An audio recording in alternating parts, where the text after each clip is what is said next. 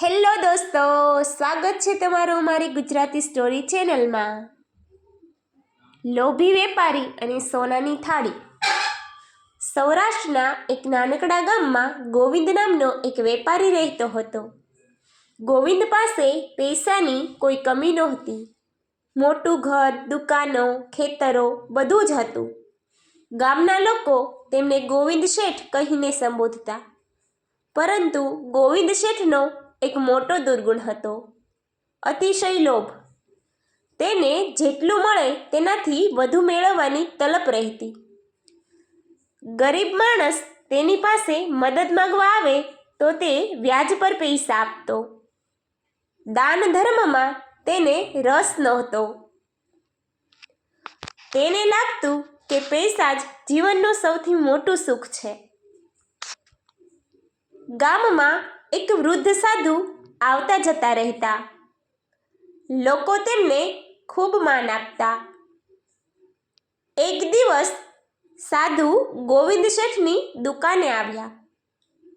શેઠે સાધુને જોઈ મીઠું હાસ્ય આપ્યું, પણ અંદરથી વિચાર્યું, આવ્યા હશે દાન માંગવા।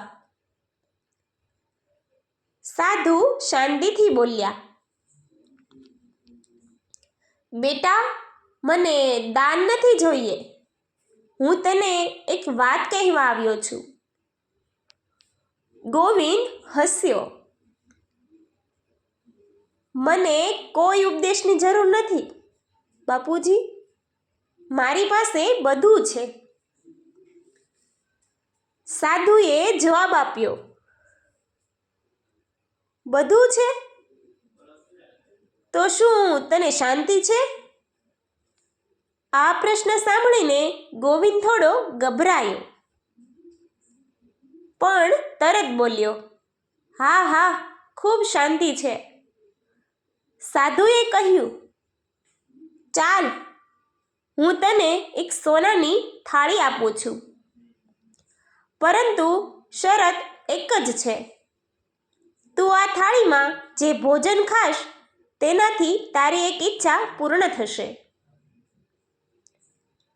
ગોવિંદની આંખો ચમકી ઉઠી, સાચું?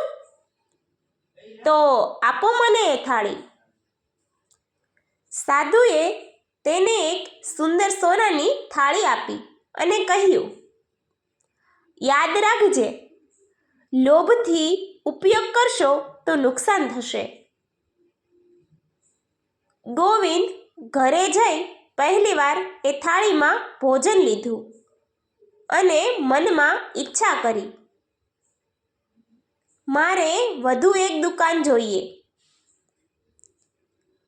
થોડા જ દિવસમાં તેને એક સસ્તી મિલકત મળી ગઈ।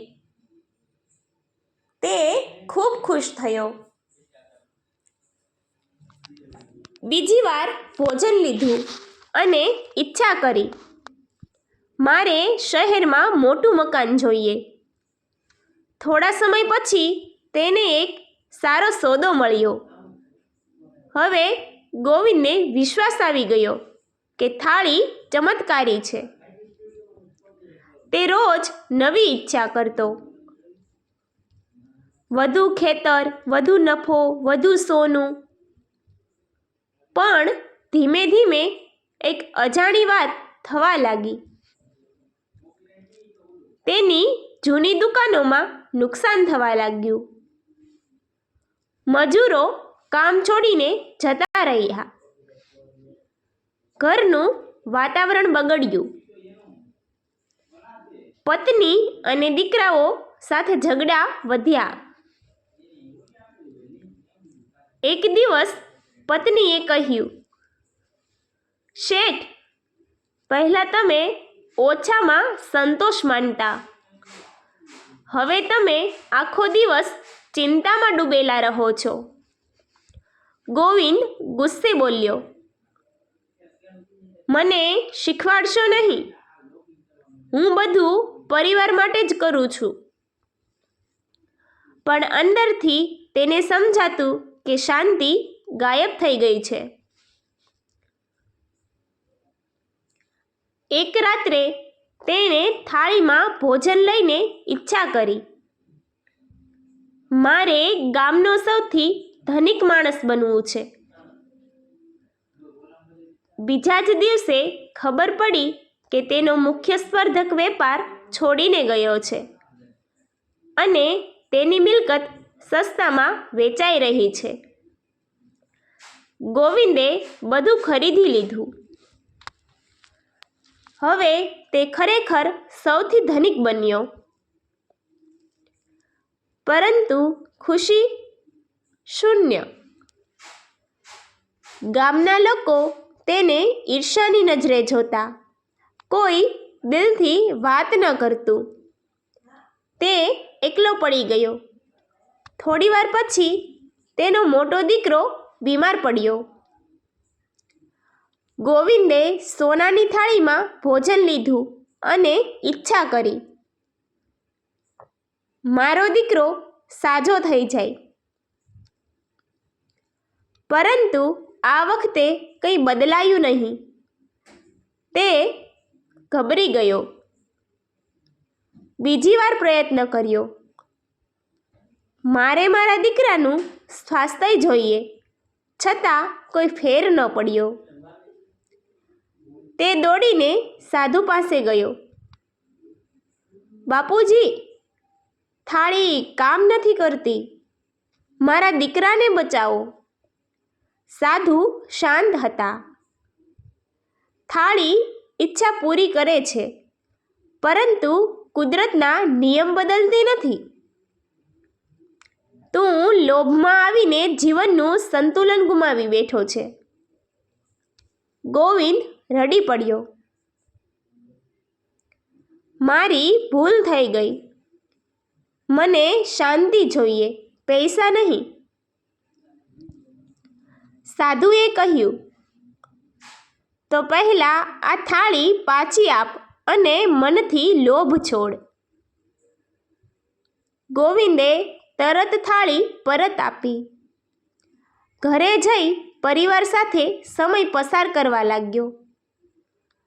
દીકરાની સારવાર માટે સાચા ડૉક્ટર પાસે ગયો. ધીમે ધીમે દીકરો સાજો થવા લાગ્યો. ગોવિંદે પોતાના ધનમાંથી થોડો ભાગ ગરીબોને આપવાનું શરૂ કર્યું. ગામમાં પાણીની ટાંકી બનાવી, શાળાને દાન આપ્યું. લોકો ફરી તેને માન આપવા લાગ્યા. એક દિવસ સાધુ ફરી ગામમાં આવ્યા. ગોવિંદે નમન કરીને કહ્યું, બાપુજી, હવે સમજાયું કે લોભ ક્યારેય પૂર્ણ થતો નથી. સાચું સુખ સંતોષમાં છે. સાધુ હસ્યા. સોનાની થાળી તો ફક્ત એક પરીક્ષા હતી. સાચો ચમત્કાર તો તારા મનમાં હતો. તે દિવસથી ગોવિંદ શેઠ બદલાઈ ગયો. તે હવે પૈસા કમાતો, પરંતુ લોભથી નહીં. તેને સમજાયું કે પૈસા જીવનનું સાધન છે, લક્ષ્ય નહીં. ગામમાં લોકો બાળકોને કહાની સંભળાવતા. લોભી વેપારીની જેમ ક્યારેય ન બનશો. સંતોષમાં જ સાચું સુખ છે.